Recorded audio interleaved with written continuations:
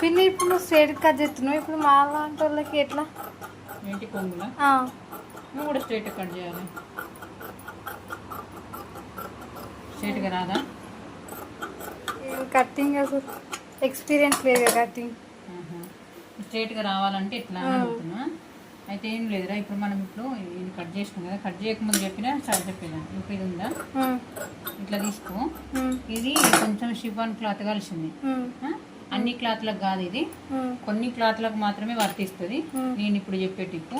స్ట్రైట్గా రావాలంటే కొంగుల సైడ్ కుట్టేటప్పుడు మనం ఇది ఉందా, నేను కొంచెం కట్ చేసిన, బార్డర్ అనేది తీసేసిన.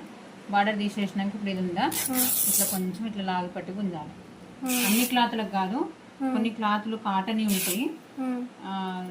కాటన్ వాటికి ఎలా తీసుకోవాలి, కొంచెం వేరే కొంచెం ఇట్లా చీకటం పట్టినట్టు ఉండే క్లాత్లు ఉంటాయి. బార్డర్ వరకే ఇట్లా తీయాలి. బార్డర్కి తర్వాత కొంచెం స్ట్రైట్గానే మనకు తెలుస్తుంది కదా. ఈ క్లాత్ అంటే తెలియదు కావచ్చు, ఇక్కడ బార్డర్ దగ్గర తెలుస్తుంది కదా. ఇట్లా కట్ చేసినాం అనుకో, చూడ ఎంత స్ట్రైట్గా వచ్చిందో. ఒక్క పోవు కూడా అటు ఇటు పోకుండా మనం కుట్టిన తర్వాత కూడా ఇప్పుడు ఇది ఎట్లుందో స్ట్రైట్గా, కుట్టిన తర్వాత కూడా అట్లే స్ట్రైట్గా ఉంటుంది. అర్థమైనా?